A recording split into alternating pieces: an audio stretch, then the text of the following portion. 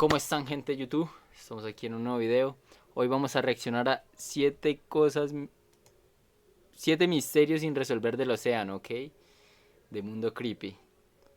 No es mío, es de Mundo Creepy, ¿ok? Para que vayan y lo vean si lo quieren ver después del stream o después de estar en YouTube. Y nada, sin más que decir, reaccionemos al video. Ahí vamos. El mar ha sido siempre fuente de asombro y temor para la humanidad. A lo largo de la historia se han registrado desapariciones extrañas, lugares malditos, leyendas de civilizaciones hundidas y sonidos provenientes de las profundidades que nadie puede explicar del todo. Así que pónganse cómodos y apaguen la luz, porque estos son 7 misterios sin resolver del mar. El misterio del vuelo 19. En la soleada tarde del 5 de diciembre de 1945, 5 aviones torpederos Grumman TBM Avenger de la Marina de Estados Unidos despegaron de la base naval de Fort Lauderdale en Florida para un vuelo rutinario de entrenamiento. A bordo iban 14 aviadores jóvenes bajo el mando de un instructor experimentado, el teniente Charles Carroll Taylor.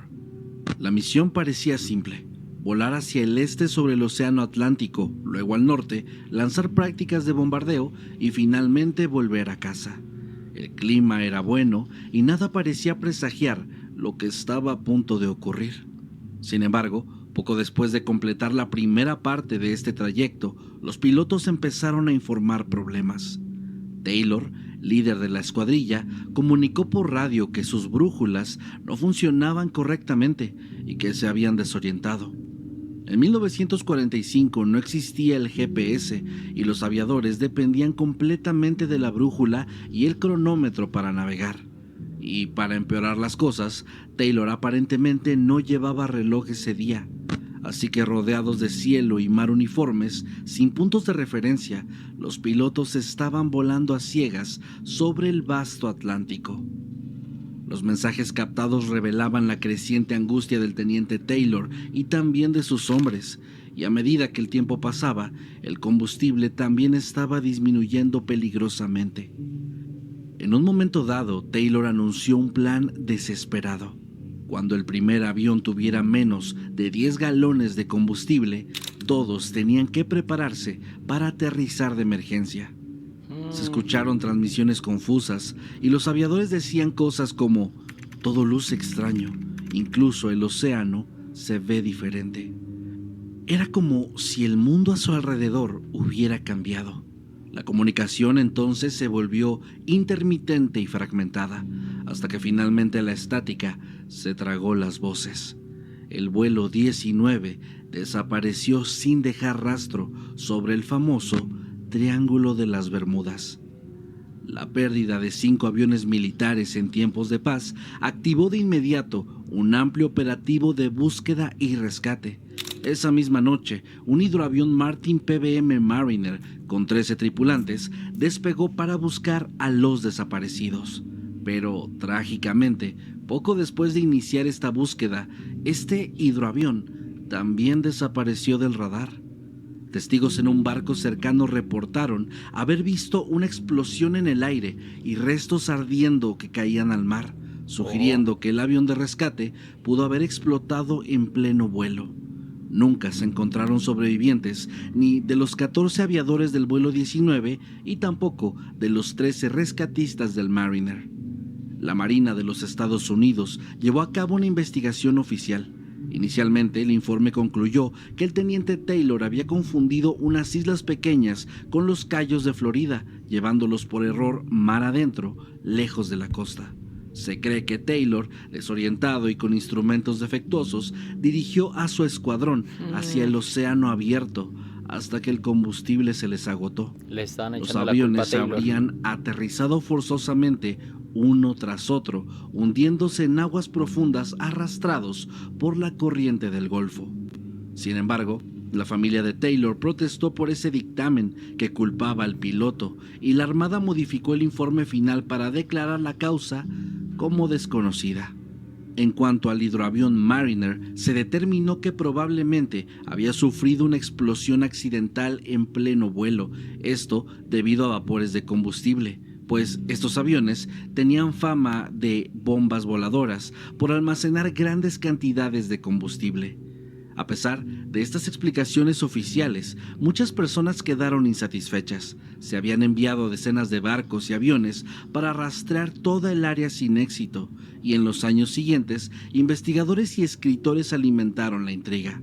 Un artículo de 1964 acuñó por primera vez el término Triángulo de las Bermudas para referirse a la zona de la desaparición, y en 1974 el escritor Charles Berlitz publicó un popular libro atribuyendo el caso a fuerzas misteriosas que estaban más allá de toda explicación convencional. Algunos culparon a supuestas anomalías magnéticas en el triángulo, portales a otra dimensión o incluso abducciones extraterrestres. Se llegó a especular que los pilotos habrían emergido en otra época u otro lugar. Por supuesto, ninguna de estas ideas tiene pruebas sólidas, pero ilustran muy bien cómo el vuelo 19 se convirtió en sinónimo de un misterio marino. La explicación más aceptada sigue siendo la más sencilla. Los aviones se perdieron por un conjunto fatal de errores humanos y fallas instrumentales, quedándose sin combustible y hundiéndose en el Atlántico. Las aguas donde desaparecieron pueden alcanzar miles de metros de profundidad y esconder así los restos para siempre. Pero, sin duda, el hecho de que 5 aviones y un hidroavión de rescate se desvanecieran el mismo día sin dejar un rastro palpable resulta cuanto menos extraño y perturbador. Hasta la fecha, el vuelo 19 permanece como un enigma sin resolver y tiene su lugar en la historia como el incidente que dio origen a la ominosa leyenda del Triángulo de las Bermudas. O sea que de ahí salió lo del Triángulo de las Bermudas por ese vuelo. Uy, mano, y eso empezó desde hace mucho entonces. El Mar del Diablo Sigamos. o Triángulo del Dragón. Atravesamos ahora medio mundo hasta las costas de Japón, donde se encuentra otro triángulo marino envuelto en misterio. Hablamos del Mar del Diablo, esta región del Océano Pacífico ubicada alrededor ¿El Mar del Diablo? ¿Sí dijo eso? de Japón, donde se encuentra otro triángulo marino envuelto en misterio. Hablamos del Mar del Diablo. A la verga, dice que el Mar del Diablo. Verdad, ese nunca lo había escuchado yo, jamás lo había escuchado. La primera vez que lo escucho así en un video de misterios, la verdad. Ve hasta Japón, Corea del Sur y Filipinas. Alrededor de eso. Esta región del Bueno, Océano Pacífico, ubicada alrededor de la isla japonesa de Miyake, a unos 100 kilómetros al sur de Tokio, ha sido comparada con el Triángulo de las Bermudas por las extrañas desapariciones de barcos y aviones atribuidas a Ojo. sus aguas. Ojito. Los pescadores locales lo llaman Mano Umi, Mar del Diablo en japonés, nombre que proviene de antiguas leyendas sobre criaturas o fuerzas malignas que acechan bajo sus olas. La fama siniestra del Triángulo del Dragón no es reciente. Hay historias que se remontan a cientos de años atrás.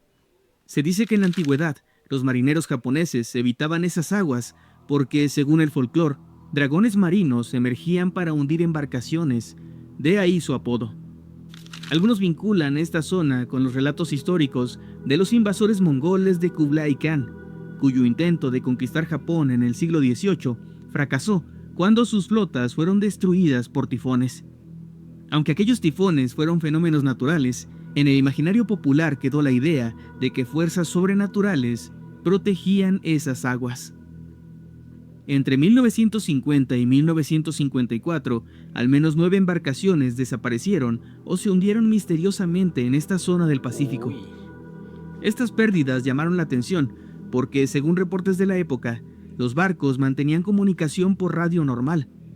No enfrentaban mal clima ni informaron fallos mecánicos y aún así, desaparecieron de repente. La situación se volvió tan preocupante que, según se cuenta, el propio gobierno japonés decidió tomar cartas en el asunto. Así, en 1952, habría financiado el envío de un barco de investigación con más de 30 científicos y expertos a bordo para estudiar el área y averiguar qué era lo que estaba sucediendo. esta expedición zarpó a bordo del navío Kaiyo Maru número 5, con la esperanza de obtener datos científicos sobre posibles anomalías geológicas o magnéticas en la zona.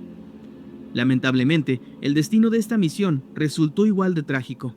El Kaiyo Maru número 5 nunca regresó, perdiéndose en el mar con Se los todos sus tragó el agua. ocupantes. Japón declaró entonces al Mar del Diablo como una zona de peligro, reforzando así la imagen de un lugar maldito para la navegación. Estos hechos fueron recopilados años después por el escritor estadounidense Charles Berlitz, el mismo que popularizó el Triángulo de las Bermudas. En 1989, Berlitz publicó el libro The Dragon's Triangle. Las historias del escritor pintaban al Triángulo del Dragón como un lugar donde las leyes de la física parecían suspenderse. Barcos que se desvanecían en un instante, tripulaciones enteras tragadas por el mar sin dejar rastro. Incluso rumores de que el tiempo ahí se detenía, o que extrañas nieblas luminosas aparecían de la nada. Ush. No obstante, investigaciones posteriores han arrojado dudas sobre esta narrativa tenebrosa. El investigador Larry Kuche revisó los datos y concluyó que muchas de las desapariciones reportadas no fueron tan extraordinarias ni ocurrieron exactamente dentro del triángulo. Por ejemplo, los supuestos buques militares que Berlitz mencionó resultaron ser en su mayoría barcos pesqueros, un tipo de embarcación que tristemente se pierde con frecuencia en los mares de Japón debido a tormentas y otros peligros normales. De hecho, centenares de barcos pesqueros se pierden anualmente en el Pacífico Occidental, por lo que las 9 desapariciones de principios de los años 50, aunque trágicas, no podrían ser estadísticamente anormales. Es que estoy En cuanto al concentrado Kaiyo viendo el Maru video número también. 5 y sus científicos, la explicación oficial es que aquel barco fue destruido por la erupción de un volcán submarino llamado Myeojin-sho, el 24 de septiembre de 1952. El Kaiyo Maru estaba estudiando precisamente ese volcán, cuando este hizo una violenta erupción debajo del barco, partiéndolo en pedazos. Se hallaron después algunos restos del casco, confirmando la causa del desastre. El Pacífico en torno a Japón es geológicamente muy activo, con volcanes submarinos y terremotos capaces de generar olas traicioneras y otras amenazas naturales. Por eso me da miedo el mar a mí. Con ¿sí? estas aclaraciones, el Mar del Diablo podría parecer menos misterioso de lo que se pensó. Muchos de sus incidentes pueden atribuirse a fenómenos naturales, como volcanes submarinos, tsunamis repentinos, tifones inesperados o poderosas corrientes oceánicas capaces de desviar y volcar a los barcos. Ush. Sin embargo, el aura de misterio aún persiste. Las leyendas antiguas sobre dragones marinos, sumadas a las comparaciones con el Triángulo de las Bermudas, mantienen vivo el mito. Y día tras día surgen nuevas historias extrañas sobre sucesos inexplicables en esas aguas. Es por eso que este triángulo japonés continúa intrigando a quienes se aventuran a navegar por sus aguas inquietantes. Qué miedo.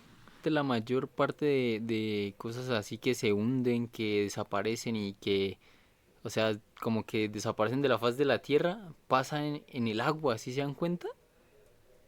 Pero eso es muy, o sea, es muy raro. Por eso la NASA dejó de investigar el mar. La Atlántida. De todos los misterios marinos, quizás ninguno haya capturado tanta imaginación como la legendaria Atlántida, la mítica isla continente que habría desaparecido bajo el océano en un pasado remoto. A diferencia de los casos anteriores, este misterio no surge de un evento moderno donde había registros, sino de un relato antiguo, una mezcla de historia con mito que durante milenios ha impulsado búsquedas y un sinfín de teorías. La historia de la Atlántida proviene del filósofo griego Platón, quien la describió detalladamente en 2 de sus diálogos, Timeo y Critias, escritos alrededor del año 360 a.C. En ellos, Platón presenta a la Atlántida como una gran isla ubicada más allá de las columnas de Hércules, es decir, más allá del estrecho de Gibraltar, en el océano Atlántico. Según el relato, la Atlántida era un imperio poderoso, más grande que Libia y Asia Menor juntas, todo esto en extensión. Hace 9000 años, antes de la época de Solón, lo que situaría su existencia cerca del 9600 a.C., la Atlántida dominaba otras tierras, pero sucumbió en una guerra contra la antigua Atenas.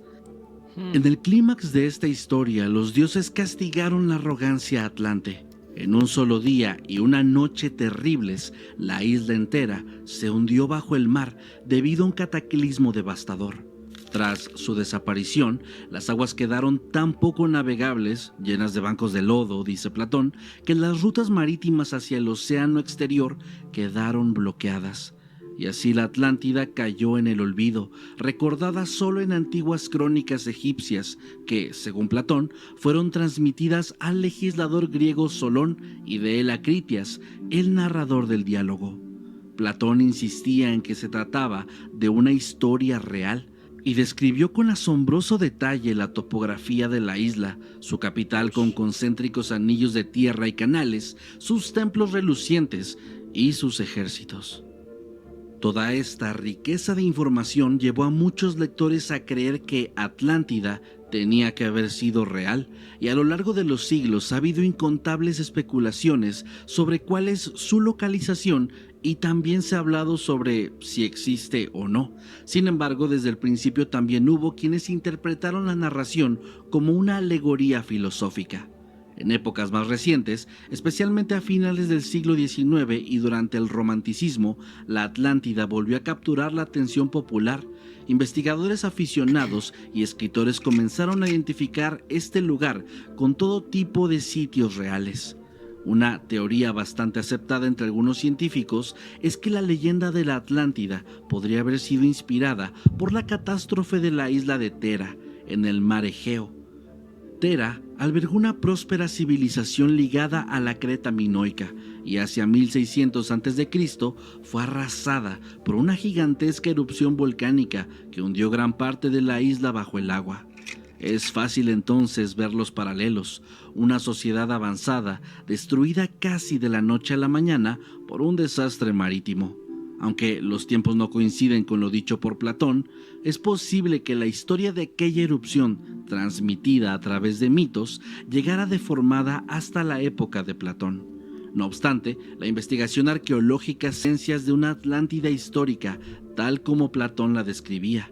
Muchos historiadores consideran la Atlántida una invención literaria de Platón, utilizada para ilustrar sus ideas sobre sociedades ideales y corruptas, más que un lugar real. Por otro lado, la falta de pruebas tangibles nunca ha detenido a los entusiastas. Durante el siglo XX y XXI ha habido numerosos intentos por encontrar este lugar. Exploradores han rastreado el océano Atlántico en busca de ruinas sumergidas. Algunos han señalado estructuras bajo el mar cerca de las Islas Azores, otros las supuestas murallas encontradas en el fondo cerca de Bimini en la década de 1960. Las teorías alternativas abundan.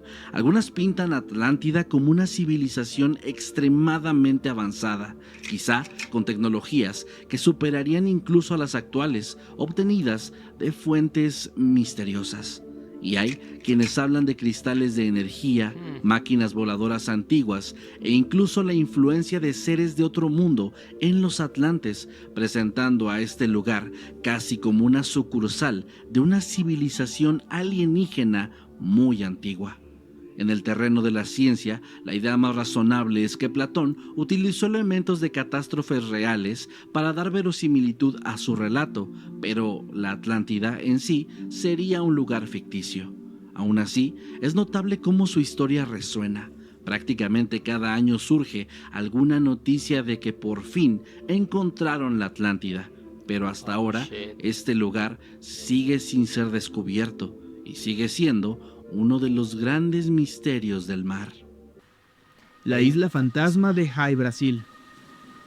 Pero ahora todo es en el mar. Pasamos de una ciudad perdida a una isla fantasma que durante siglos apareció en mapas reales, pero que nadie puede encontrar. La enigmática Jai, Brasil. Este es el nombre de una supuesta isla situada en el Atlántico Norte, al oeste de las costas de Irlanda, que fue mencionada en leyendas celtas y dibujada por cartógrafos durante la Edad Media y moderna, aunque actualmente ya no aparece en ningún mapa. La primera aparición registrada de esta isla en un mapa data de 1325, en cartas náuticas, donde se lo ubicaba en el Atlántico, y era nombrada como Brasil, Brasile y Ou Brasil. Durante los siglos siguientes, la isla siguió figurando en mapas europeos, por ejemplo, en el famoso Atlas catalán de 1375 y en mapas del renombrado cartógrafo Gerardus Mercator del siglo XVI.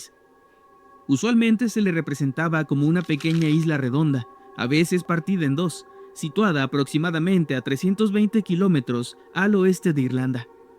Las leyendas irlandesas sobre High Brasil abundan. Se decía que la isla casi siempre estaba oculta por una niebla espesa, invisible para los navegantes, excepto en contadas ocasiones.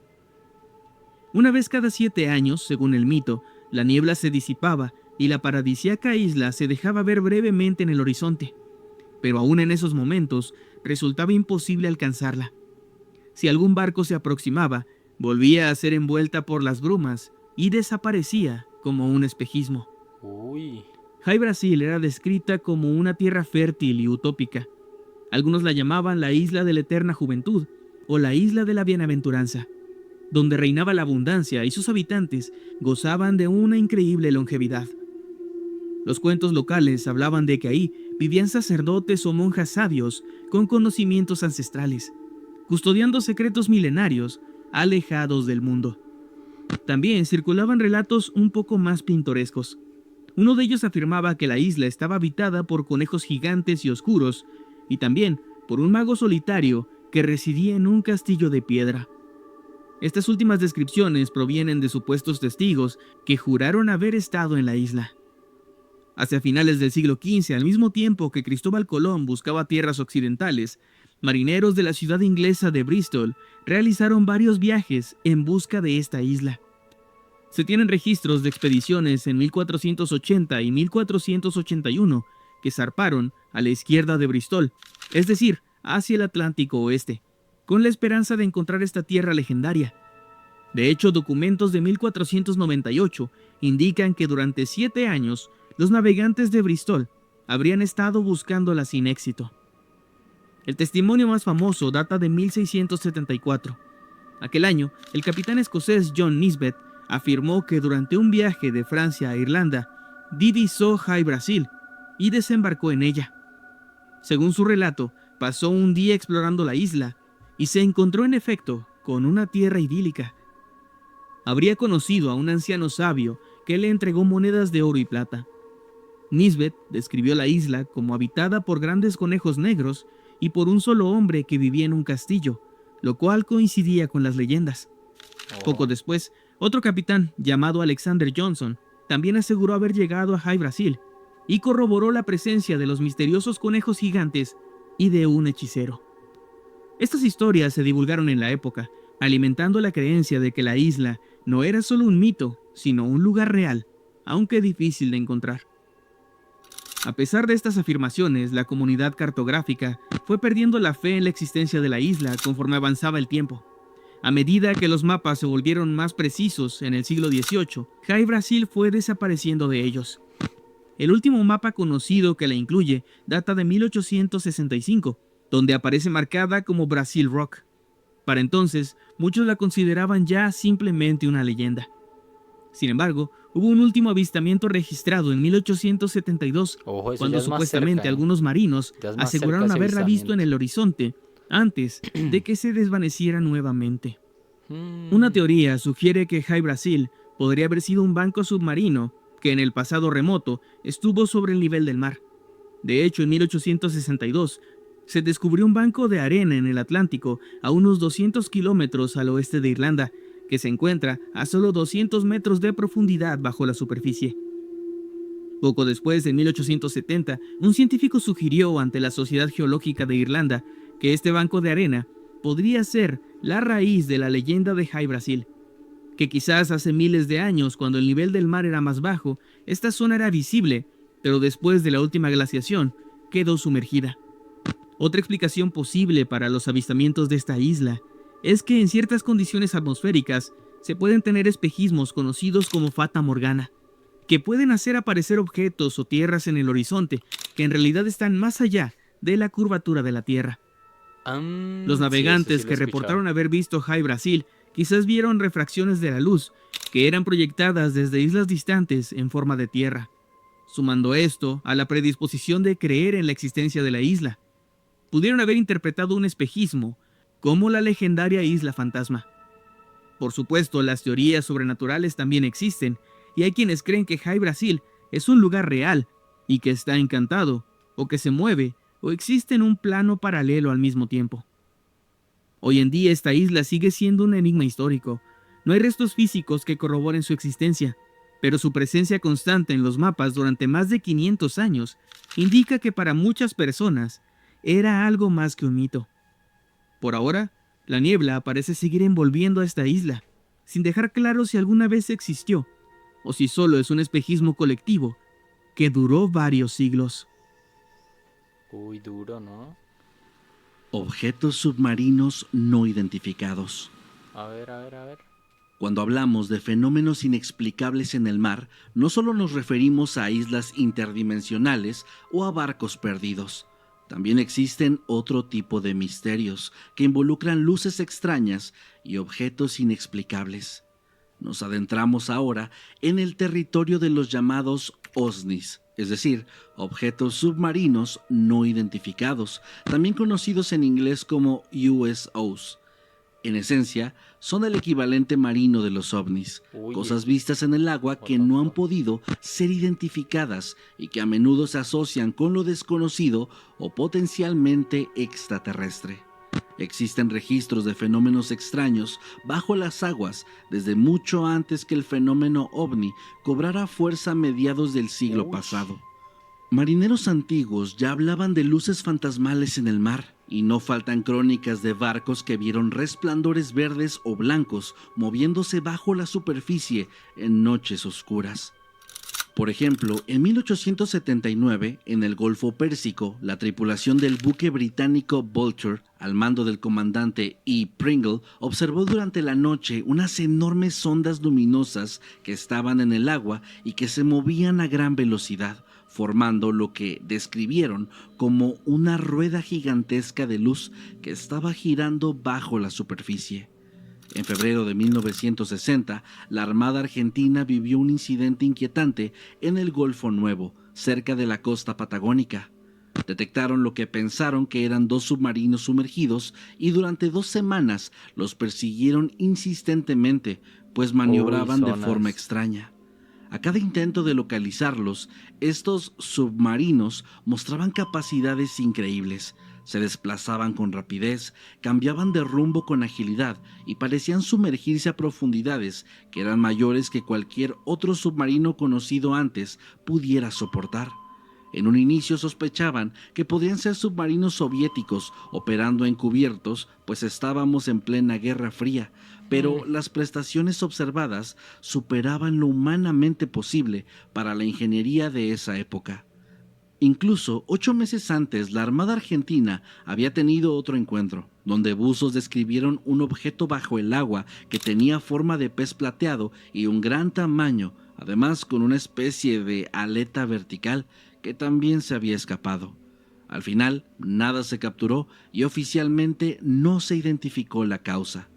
En 1963, en el Atlántico Norte, durante unas maniobras militares, el portaaviones estadounidense USS Wasp y otros 12 buques de guerra detectaron en sus sonares la presencia de una nave bajo el agua moviéndose a una velocidad completamente asombrosa. Según los reportes de ese incidente, el objeto submarino estaba viajando más o menos a unos 150 nudos, es decir, casi 280 kilómetros por hora bajo el agua, una velocidad impensable incluso hoy para un sumergible. Y lo más increíble de todo, había descendido hasta unos 8,000 metros de profundidad sin aparentemente sufrir daños. Para poner esto en perspectiva, ningún submarino militar puede operar ni remotamente a tal profundidad. Pues por ejemplo, la fosa de las Marianas tiene 11,000 metros y los mejores submarinos no pasan de 1,000 metros operativos. El objeto estuvo realizando maniobras cerca de la flota por un largo tiempo y después desapareció. Este suceso dejó perplejos a los marinos. Nunca se encontró una explicación, ni restos, ni confirmación de algún vehículo experimental. Muchos citan esto como evidencia de tecnología no humana que estaba bajo el agua. En Nos estaban investigando, 1967, muchachos. en Nueva Escocia, varios testigos, incluidos pilotos y oficiales, observaron luces anaranjadas brillantes en el cielo que después descendieron y Ey, parecieron sumergir. pero vean que yo a veces no sé si estoy loco o si me lo imagino o si mi mente me juega una mala pasada porque cuando yo a veces me quedo solo en la casa, todas las luces antes de irme a acostar y ya me iba a venir a acostar, me tomé un vasito de agua y miré por la ventana.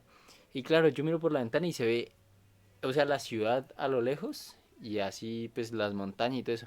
Yo miro hacia las montañas y veo como tres lucecitas siempre ahí que se quedan estáticas, ¿sí?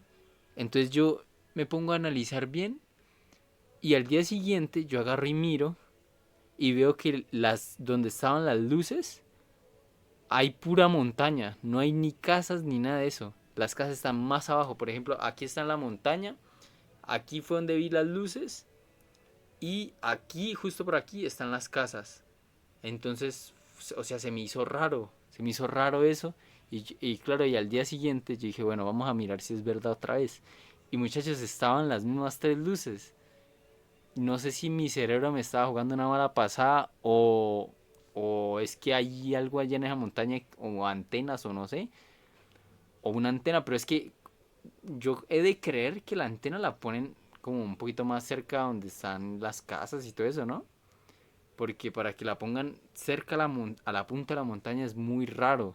Y pues eso les quería contar, ya que estábamos hablando de luces ahorita. Se oyó un gran impacto y cuando las autoridades canadienses hicieron rastreos en el agua, encontraron una extraña espuma amarillenta que estaba flotando, pero de la nave no había ningún rastro. Durante días, buzos de la Marina buscaron supuestos restos de un avión estrellado, esto sin éxito.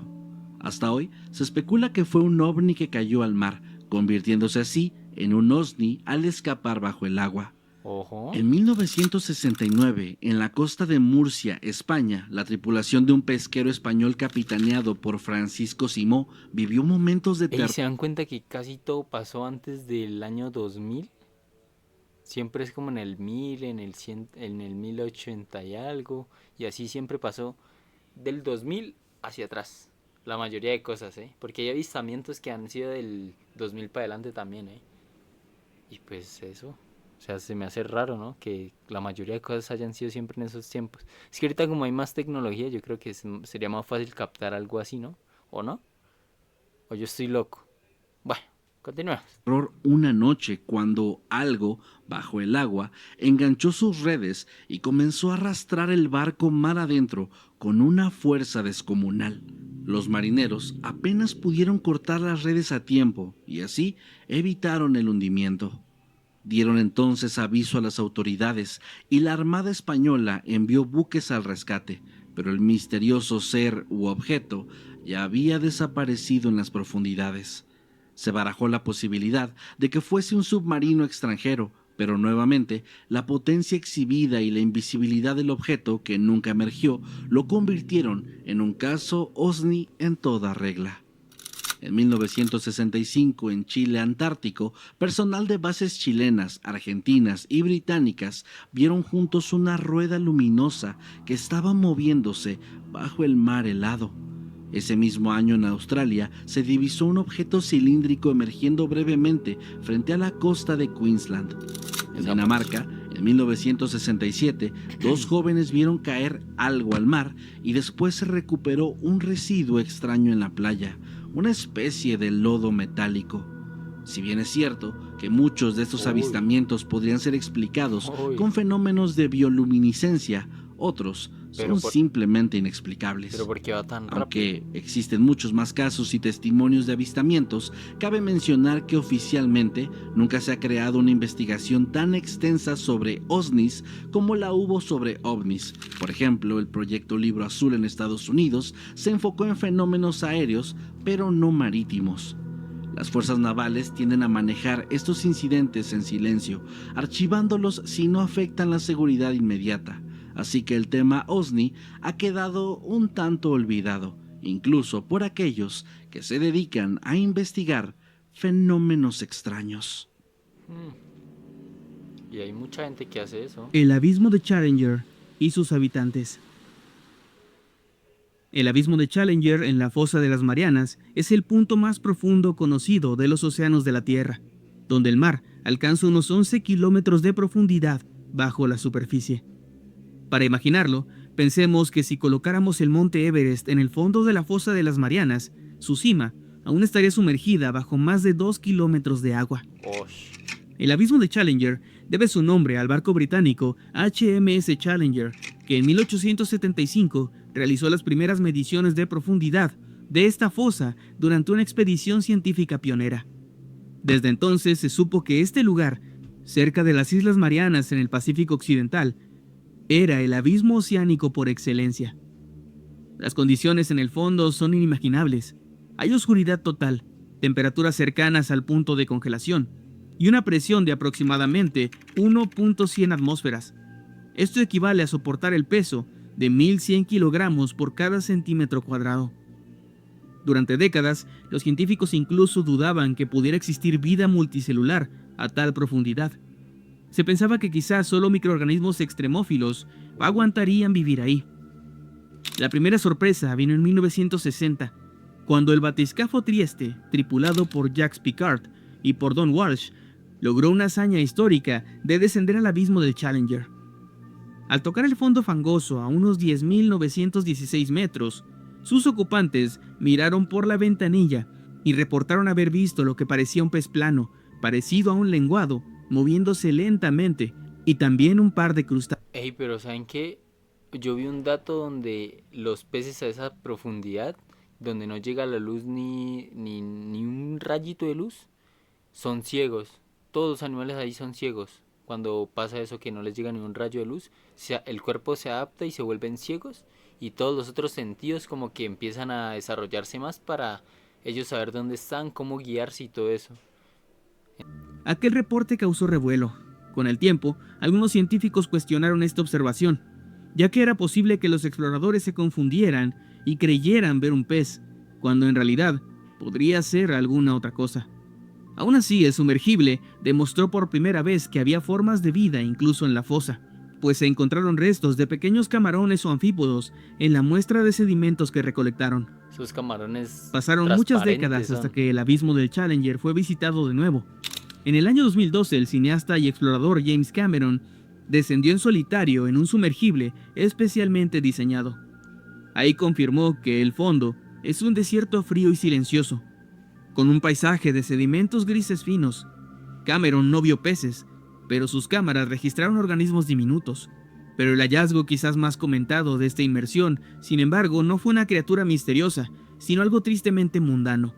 Un envoltorio de plástico que yacía en el sedimento.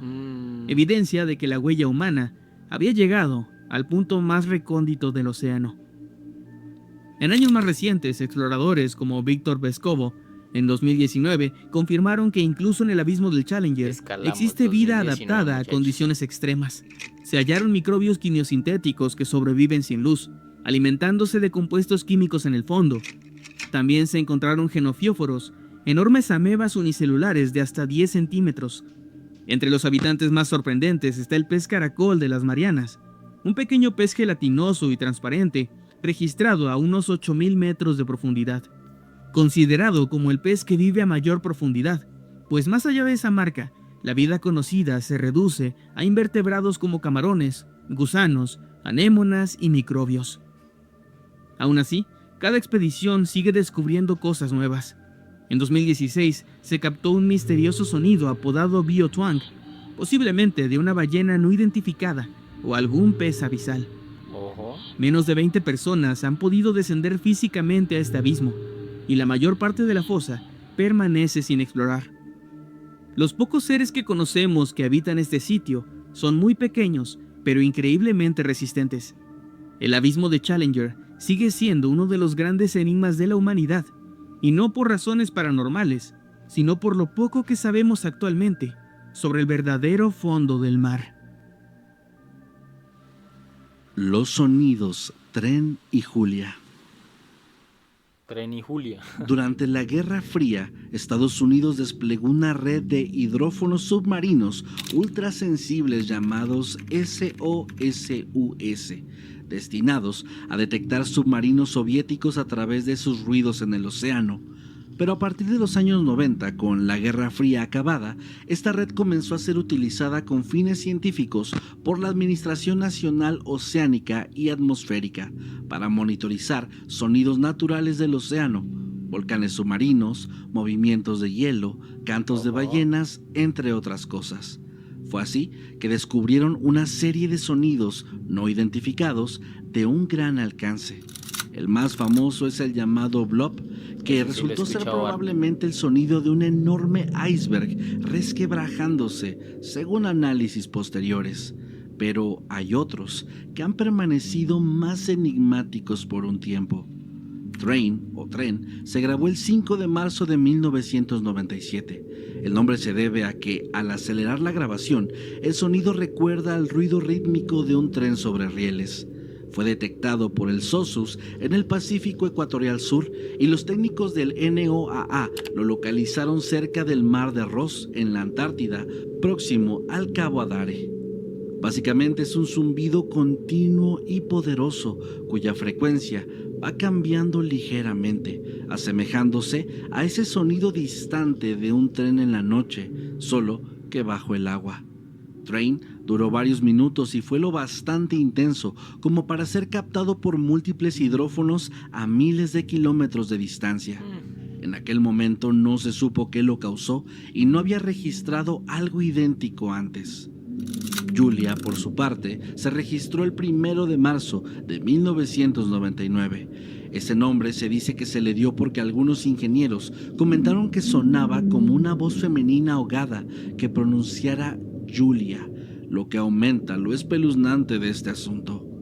Fue un sonido de unos 15 segundos de duración, de tono ascendente y luego descendente. Lo más notable es que NOAA informó que la fuente del sonido parecía provenir de alguna criatura colosal por el parecido con este ruido y un rugido, al menos esto según sus palabras.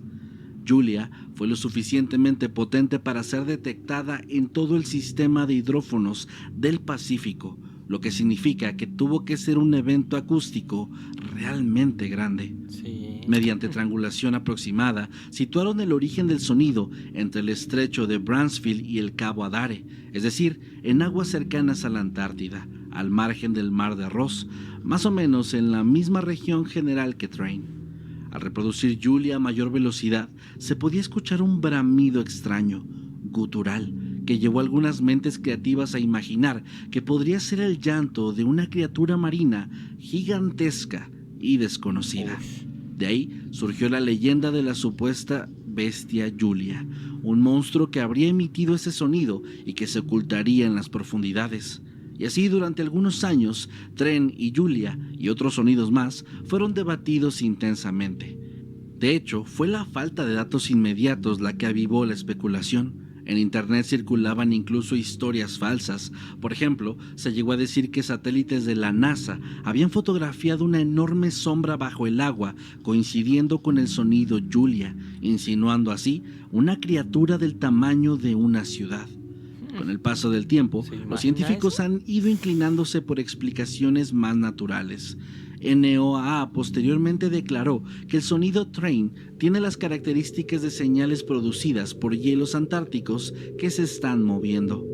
Es probable entonces que se trate del ruido de un gran iceberg arrastrándose sobre el fondo rocoso marino, generando un chirrido prolongado parecido al de un tren. Y en cuanto a Julia, los expertos de NOAA llegaron a la conclusión de que lo más probable es que su origen fuera también un enorme iceberg que se fracturó o encalló cerca de la Antártida. En esencia, un bloque de hielo del tamaño de un rascacielos partiéndose o raspando el lecho marino puede liberar una energía sonora tan tremenda que se propaga a través del agua hacia enormes distancias. Sin embargo, hay quienes todavía sienten que falta una certeza absoluta. Los hidrófonos siguen detectando sonidos extraños muy de vez en cuando, Por ejemplo, existe uno apodado Upsweep, que cada primavera y otoño emite series de tonos ascendentes desde una región volcánica del Pacífico, esto todavía sin una explicación definitiva. Además, en el caso de Julia, el detalle de que sonaba como un ser vivo dejó inquietos a varios investigadores. Claro está, la pareidolia auditiva puede jugarnos bromas. Igual que vemos caras en las nubes, podemos oír voces en ruidos naturales.